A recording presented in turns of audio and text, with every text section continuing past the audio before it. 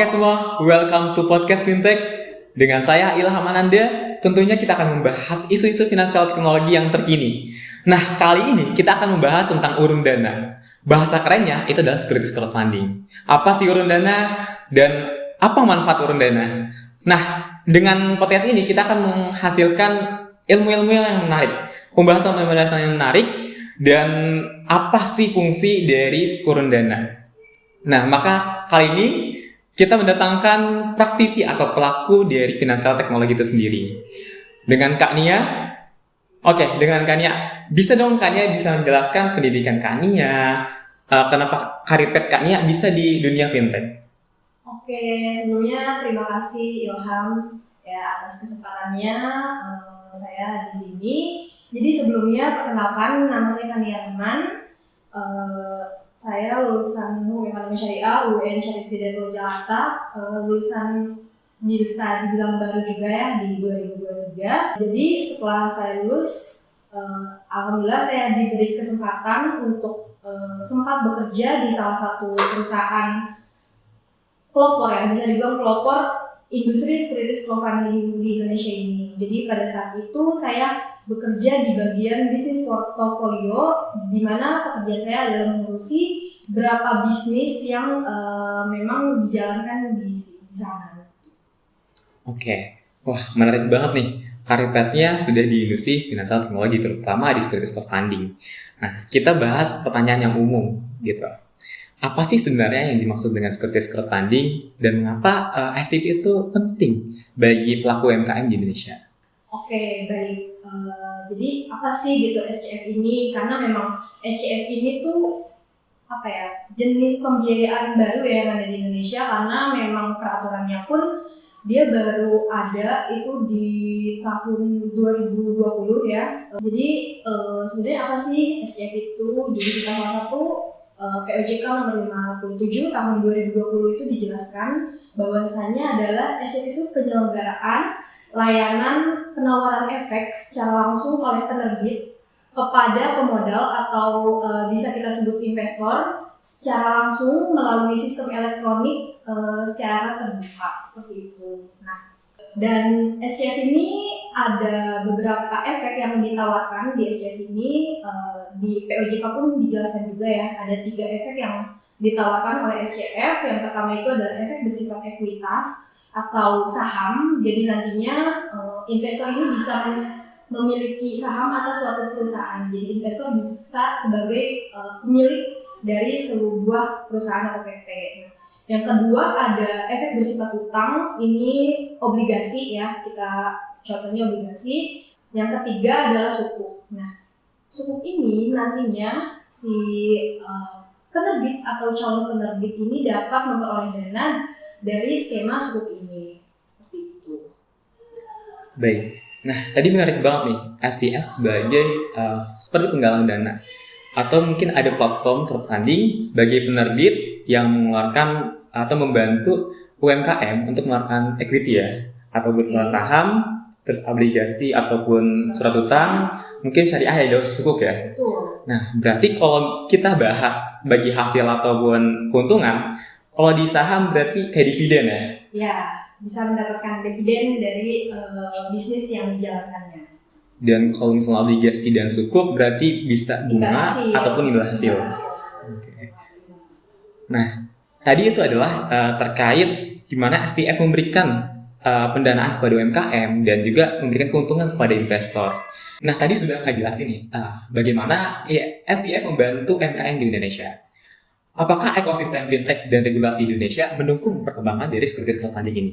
Oke, ekosistem regulasi ya. Sebenarnya untuk ekosistem regulasi fintech di Indonesia ini sudah cukup jelas ya. Kayak sudah ada POJK yang mengaturnya, itu ada di POJK nomor 57 tahun 2020. Sebenarnya ada perubahan di POJK nomor 37 yang kalau nggak salah 37 tahun 2021. Cuman perubahan ini nggak menyeluruh, lebih ke administrasinya saja ada beberapa perubahan. Itu sebenarnya udah cukup mengatur ya secara regulasi dari SCF ini. Selain itu juga SCF ini didukung oleh ekosistem yang lebih kuat lagi ya, agar menciptakan trust yang lebih gitu terhadap investor dan masyarakat. Jadi selain diatur oleh regulasi OJK, kita juga punya ekosistem seperti KSEI, juga ada pemeringkat skor. Jadi kita juga bekerja sama dengan pemeringkat skor kredit. Terus juga karena kita ada efek yang berbasis suku, otomatis kita akan patuh kepada fatwa DSN MUI. Nah, di dalam fatwa DSN MUI juga itu sudah diatur ya, ada beberapa fatwa, jadi kita mengikuti fatwa-fatwa yang ada di fatwa DSN MUI. Suku ini kan banyak ya jenis akadnya, bisa dari akad logam, musyarakah. Nah, nantinya itu akan langsung atau regulasinya itu kita berbasis di fatwa DSN MUI. Karena di SCF ini juga untuk produk sukuk ya, efek sukuk ini kan berbasis syariah. Jadi memang dalam penyelenggaraannya ada yang namanya pengawas syariah, ada pengawas syariahnya. Jadi betul-betul akhirnya sukuk ini harus sejalan dan sesuai dengan syariat syariah. Wah, tadi sudah dijelaskan bagaimana pengelolaan regulasi yang sudah baik di Indonesia. Kalau kita lihat, bukan hanya OJK saja yang berperan aktif dalam pengelolaan ekosistem fintech di Indonesia. Kita tahu bahwa OJK berperan sebagai pengawas dalam strategis mikro keuangan di Indonesia. Pengelolaan secara mikro itu adalah kecil, baik dari segi UMKM bahkan yang besar gitu.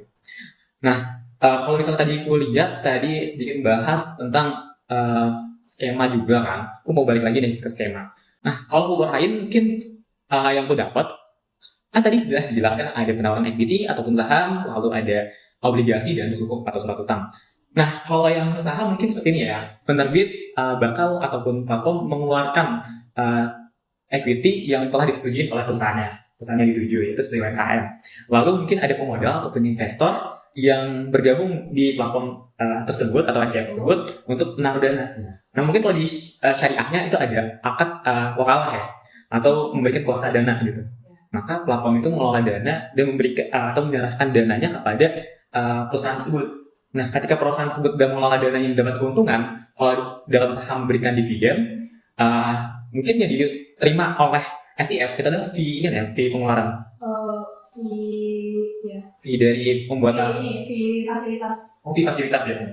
Oke. Jadi mungkin investor dapat dividen dan dari platformnya sendiri mendapatkan fee fasilitas yang telah diberikan. Mungkin kalau yang obligasi karena bisa dibilang ataupun sukuk hampir sama ya dua-duanya.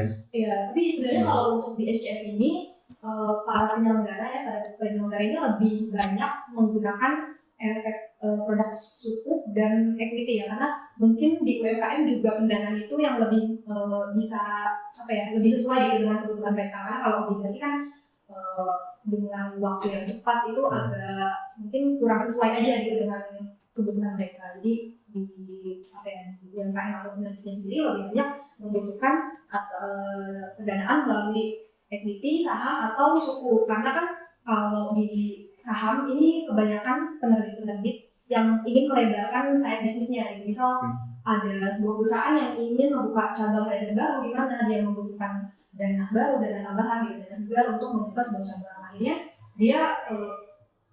dia mengajukan fasilitas saham itu biasanya. Oke.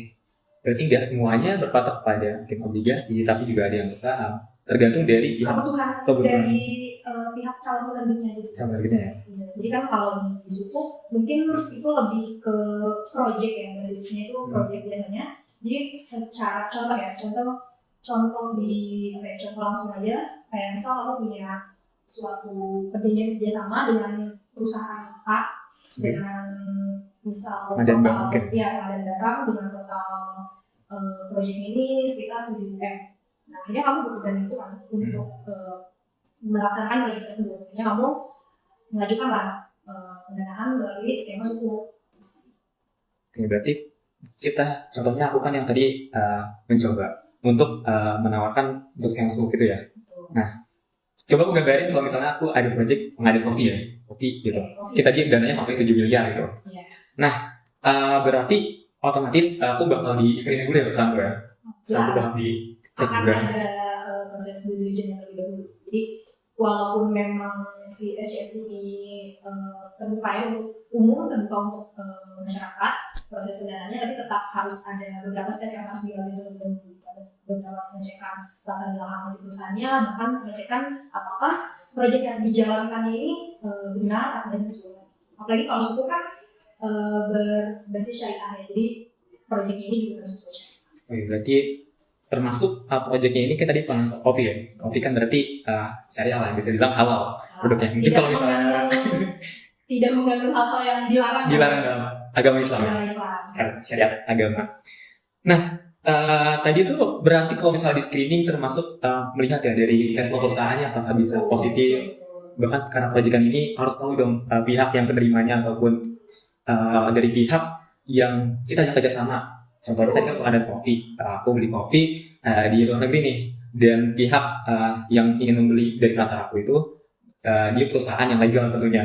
Nah, itu umumnya ada nggak sih kendala-kendala ataupun perusahaan yang manipulasi gitu?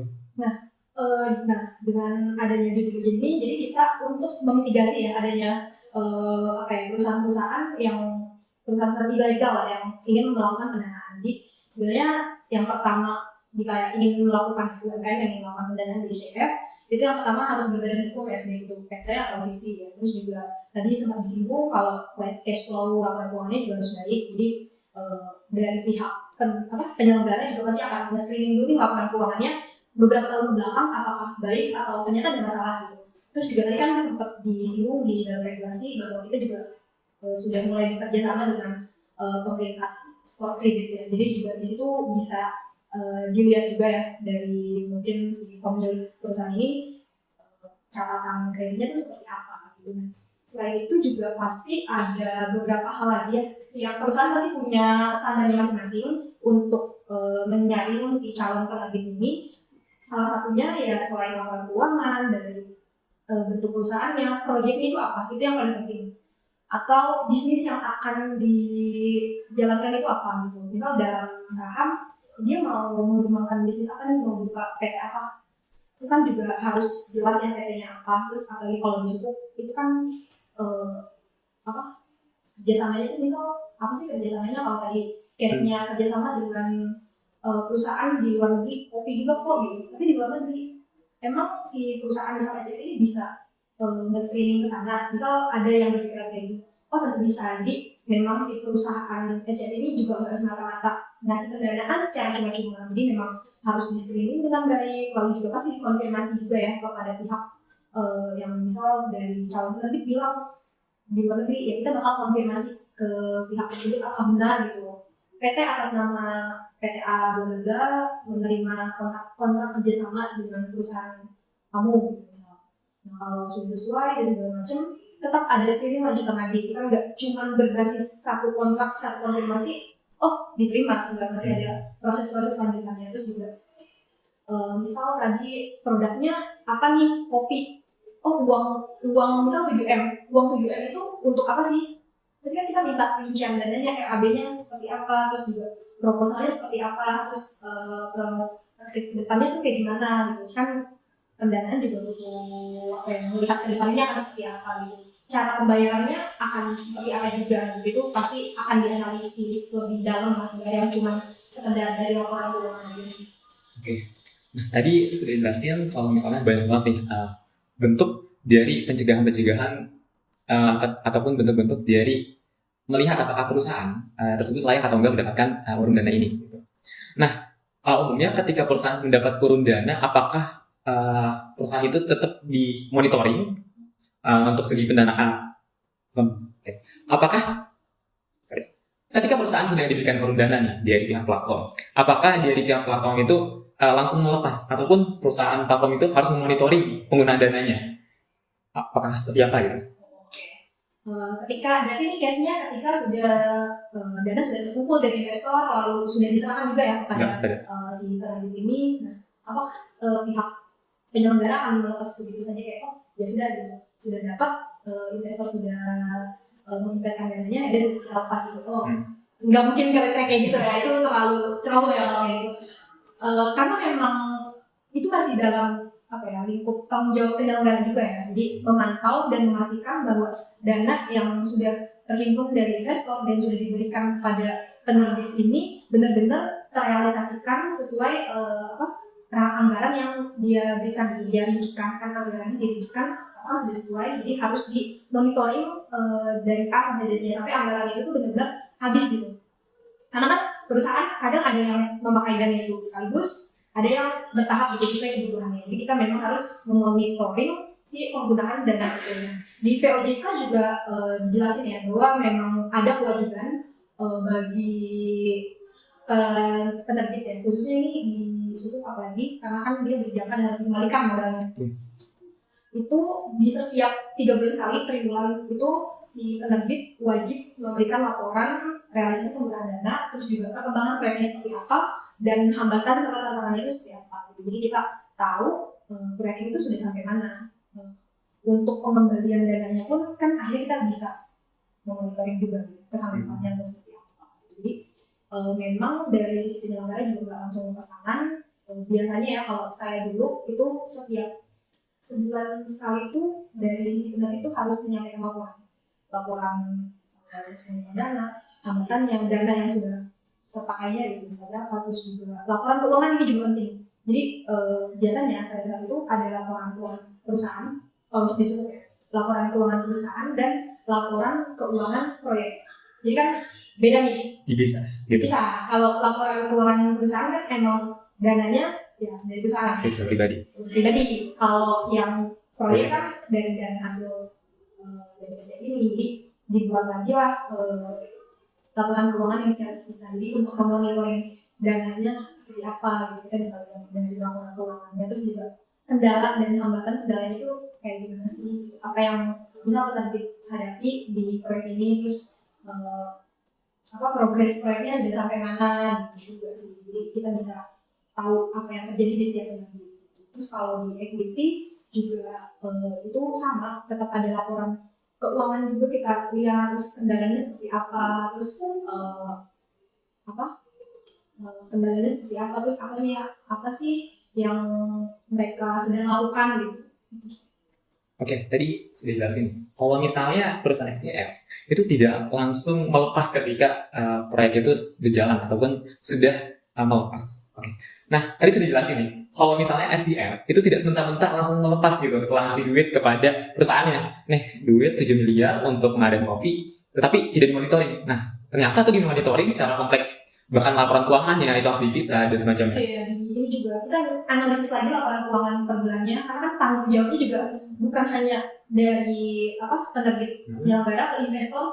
Sebagai penyelenggara juga kan ada berkewajiban juga memberitahukan keadaan perusahaan-perusahaan kepada investor, dan tanggung jawabnya juga kepada OJK gitu selaku pengawasannya juga, pengawasannya juga. Jadi kita emang secara terbuka dan transparan gitu. Jadi ya semua pihak tahu keadaan masing-masing dananya ini dilakukan. Dananya ini itu diperuntukkannya untuk apa aja sih?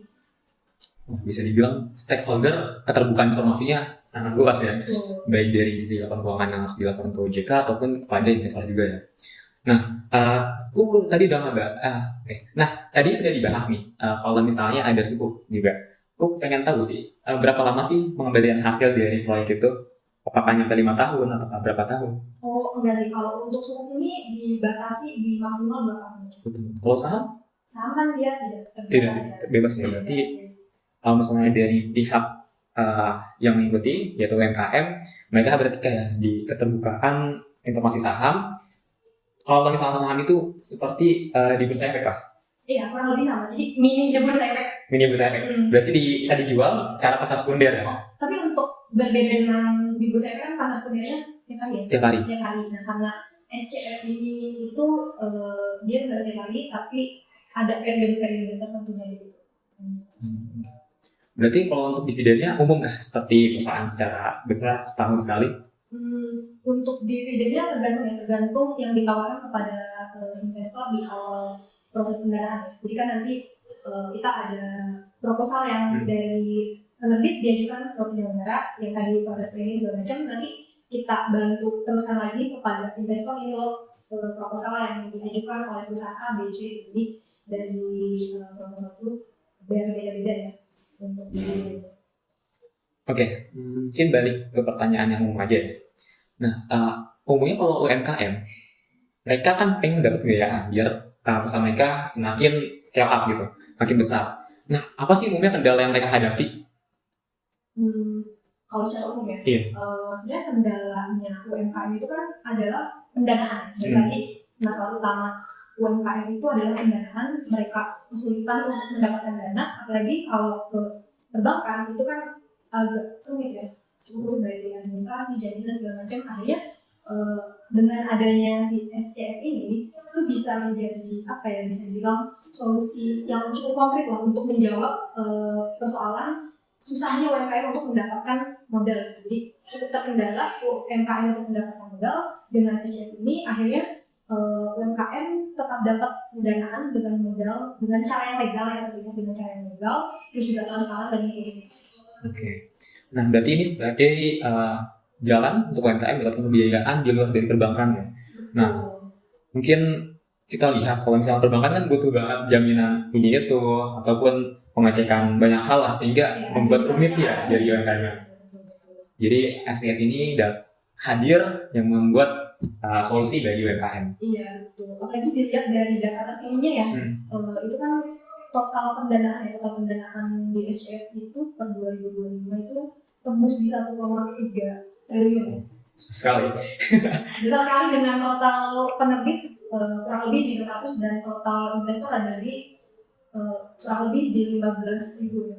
12.000. Itu kan berarti berapa banyak UMKM yang terbantu gitu ya dengan industri ini. Jadi ya semoga kedepannya juga UMKM masih bisa terus berkembang ya di Indonesia. Tadi kita tahu nih, kalau misalnya tadi sudah jelasin, kalau misalnya urun dana yang telah diberikan kurang lebih triliunan ya, 1,3 itu keseluruhan ya, keseluruhan per data 2025 nya. Iya, se-Indonesia ya, seluruh SCF gitu. Itu besar banget. Kalau misalnya tadi lihat investornya 15.000, berarti minat investornya cukup tinggi. Iya. Berarti bisa di scale up lagi nih. Kita tahu nih penduduk Indonesia lebih banyak banget gitu, 280 juta, 286 juta. Kalau misalnya menyentuh 1 juta, berarti inklusivitasnya bisa lebih dari 1 triliun ya. Berapa kali lipat ya?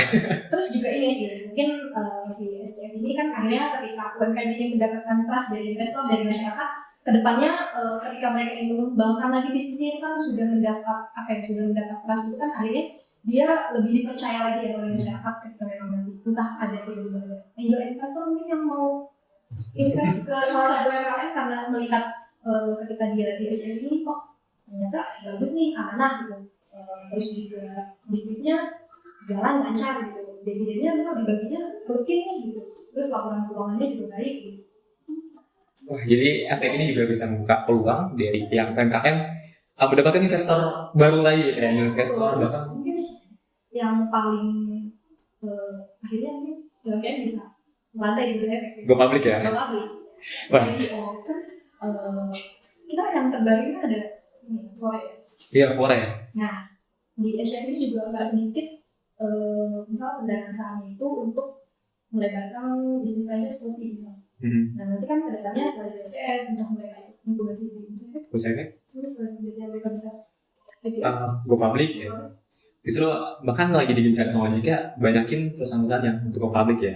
Di Indonesia terbilang masih sekitar 800 ya, 800-900 perusahaan yang udah go public. Jadi ini langkah awal tetap sama mirip ya. Masyarakat luas, saham ya memang skalanya berbeda aja. Karena kan kalau di Indonesia ini batas maksimalnya itu hanya 10 M. Berarti kalau misalnya pendanaan di atas miliar mereka diarahkan ya berarti untuk ke go public. Kurang tahu tapi karena cakupannya UMKM ya. Karena UMKM itu usaha mikro, kecil menengah dan dari peraturannya juga UMKM itu kan dengan total aset maksimal di 10 M.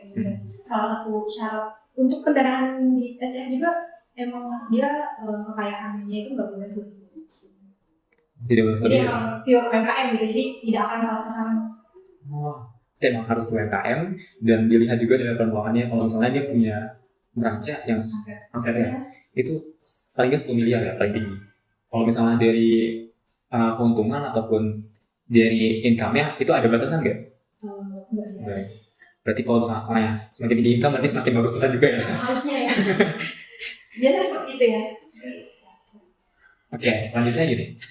Aku pengen tahu nih, biasanya tuh ada nggak sih kriteria-kriteria ataupun strategi dari platform SCF dalam memilih UMKM? Sebenarnya strategi kurang lebih sama ya kayak tadi proses penyaringan UMKM. Jadi kalau untuk strategi secara khusus sih setiap SCF pasti punya target yang berbeda-beda ya. Ada bahkan penyelenggara SCF ini yang fokusnya hanya di pembiayaan sukuk aja. Jadi dia nggak ikut di saham apalagi obligasi. Jadi mungkin kalau untuk dibilang strategi ya kurang lebih ada tadi bilang strategi pemilihan ya. Pemilihan. Ya itu kurang lebih sama dengan proses tadi ya. Bagaimana Salam dari yang diberikan dana. Nah, umumnya tuh lebih dari pihak SCF-nya atau SCF-nya yang nyari perusahaannya atau perusahaan yang datang. Nah, itu dua-duanya. Dua-duanya. Iya. Tapi jadi kan dari SCF ini kayak melakukan marketing ya, marketing penawaran kalau kita menyediakan jasa. Ada yang kita nyari jasa SCF. Tapi kan setelah jasa SCF ini sudah tersebar kan otomatis juga pelaku usaha juga tertarik nih untuk mendapatkan pendanaan dari platform SCF gitu. Jadi akhirnya baik dari sisi penyelenggara, sisi calon penerbit, bahkan investor kan juga ketika dia memiliki modal uang bingung misal dan ini mau kemana ini, ternyata ada platform yang menyediakan investasi gitu, platform investasi UMKM lagi gitu, membantu UMKM. Jadi emang ketiga sistem ini juga saling berpengaruh sama lain gitu, enggak satu nyari ini doang tapi saling menguatkan ya. Yang ketika sistem A, sistem B, sistem C itu saling menguatkan untuk menjadikan ekosistem SCF-nya lebih baik gitu. Nah, tadi aku mau tahu juga kalau misalnya kita investor dan platform menurun dana juga mendapatkan keuntungan. Ketika ada keuntungan pasti ada risiko loh. Apa sih kalau misalnya dari kedua belah pihak ini risikonya apa gitu? Oke, kalau berbicara risiko pasti setiap usaha itu ada risiko. Gitu. Usaha kecil semua usaha itu ada risiko. Lagi investasi jelas tidak untuk menjadi risiko juga. Jadi bagi kan ada 3 penerbit, investor dan juga penerbit investor penyelenggara. Di setiap ketiga ini juga punya risikonya masing-masing. Dari penyelenggara ada kesalahan sistem internalnya karena ini sistem elektronik ya. Lalu juga dari adanya sistem-sistem yang mungkin error segala macam. Lalu juga mungkin ada risiko usaha gagal bisnis ini juga nyambung ke ini. Ketika ada penerbit yang mungkin dalam perjalanan bisnis ini kan nggak semuanya mulus semuanya. Iya betul. Dan siapa juga yang mau gagal bisnisnya gitu kan, namanya risiko itu selalu ada. Jadi ketika ada bisnis yang memang berperform atau turun kan risiko juga. Lalu juga risiko mungkin uang tidak kembali itu paling fatal dari risiko, karena berbicara tentang sukuk nggak cuma sukuk ya, bahkan saham juga kalau ya perusahaan tidak perform terus juga turun. Oke, tadi sudah dijelasin nih banyak hal tentang SCF itu. Nah, aku pengen tahu nih dari pandangan kakak. Menurut kakak, perkembangan SCF selama 5 atau 10 tahun ke depan itu seperti apa? Oke, kalau kita berbicara ke depan, berapa? 5 sampai 10 tahun. Depan ya. Semoga bisnis ini tetap berjalan gitu, banyak tadi dan banyaknya UMKM yang terbantu. Jadi harapannya mungkin bisnis ini akan bisa lebih banyak membantu UMKM. Juga regulasi juga terus ditingkatkan, dikuatkan ya dari sisi OJK misal nantinya akan membuat regulasi baru yang lebih rigid, yang lebih jelas gitu. Untuk CSF ini setiap khususnya di setiap ini ya, efek-efek yang dikeluarkan itu nantinya akan ada peraturan-peraturan yang membahas secara khusus. Jadi karena kan sejauh ini udah 2005 kan kita masih berpegang di OJK di tahun 2020. Jadi memang banyak hal-hal yang harus dibenahi lagi sih ya, karena kita tahu bahwa setiap bisnis apalagi ini baru ya, baru SCF ini baru, jadi mungkin dari setiap penyelenggara juga punya catatan-catatan tersendiri sih bagaimana untuk si SCF ini kedepannya seperti apa. Namanya bisnis baru ya banyak kesalahan-kesalahan mungkin yang pernah ada atau dilakuin juga sih, maksudnya yang ditemukan lah, ada celah-celah yang ditemukan akhirnya benar lagi kan itu sih. Jadi mungkin integrasi antara OJK selaku regulator, terus juga nantinya penyelenggara selaku penyedia layanan, edukasi juga ke investor, ya kan? Karena balik lagi setiap bisnis pasti ada resikonya, jadi investor harus paham, harus tahu gitu apa sih yang udah mereka uang mereka itu untuk apa, untuk apa. Jadi si investor ini tahu gitu. Jadi edukasi ke investor dan juga penguatan lagi ke si penerbitnya, jadi menjalankan bisnis yang lebih benar seperti itu sih. Jadi kedepannya harusnya SCF bisa lebih dari ini. Positif, bahkan bisa 1 juta. partisipan ya. Partisipan dengan catatan tadi gitu, dari sisi penyelenggaranya juga harus nggak cuma penyelenggara ya, tapi juga harus intinya trust investor. Trust investornya ini harus terjaga karena kuncinya ini ada di trust investor juga ya. Jadi kalau investor udah nggak trust ya, bisnis ini udah nggak bisa berjalan. Jadi semoga kedepannya juga bisa benar apa yang kurang mungkin bisa diperbaiki gitu ya, baik tadi sisi atau segala sisi ya semuanya. Oke, tadi pandangan dari Kania soal fintech terutama di securities crowdfunding selama 10 atau 5-10 tahun ke depan. Nah, harapan kita tentunya di industri akan terus bertumbuh, bahkan tadi bisa menyentuh 1 juta investor, itu harapan yang luar biasa. Bahkan investasi kita yang awalnya 1 juta di tahun 2025 ini, semoga bisa naik hingga berkali-kali lipat. Oke teman-teman, kita sudah banyak mempelajari tentang securities crowdfunding. Tadi sudah jelaskan apa itu ekosistem yang ada di Indonesia terkait securities crowdfunding, di mana OJK turun langsung dalam melancarkan ataupun inklusivitas atau membantu secara regulasi dalam industri ini. Nah, selain itu, kalau misalnya kita pandangan terhadap tadi kan di Indonesia di tahun 2025 ini tingkat inklusi pengurunan dana kurang lebih 1,3 sampai 1,5 triliun ya. Nah, itu aja sudah besar gitu. Apalagi kita bisa memaksimalkan dengan masyarakat di Indonesia yang mencapai 286 juta. Nah, pengguna untuk SCF ini baru sampai 15.000, tergolong masih rendah terhadap masyarakat secara total. Nah, apalagi kalau kita bisa menembus sampai 1 juta investor atau pengguna SCF ini, berapa banyak UMKM yang terbantu, berapa besar inklusivitas yang bakal kita terima gitu. Nah, dari hal tersebut pastinya juga mendorong dari perekonomian Indonesia, baik secara GDP ataupun secara yang lebih mikro antar sesama UMKM, apalagi juga sesama investor. Nah, tingkat kepercayaan juga perlu dijaga ya Kak, dari penyelenggara, investor sendiri ataupun regulasi gitu. Nah, ketiga hal ini sebagai pilar utama dalam SCF. Oke, terima kasih Kania sudah bisa hadir untuk memberikan wawasan terkait industri ini, terutama securities crowdfunding. Terima kasih teman-teman sudah mendengarkan dan menyimak dari podcast Fintech by Prodi Management dengan saya Ilham Mandanda. Saya undur diri. Sekian. Assalamualaikum warahmatullahi wabarakatuh.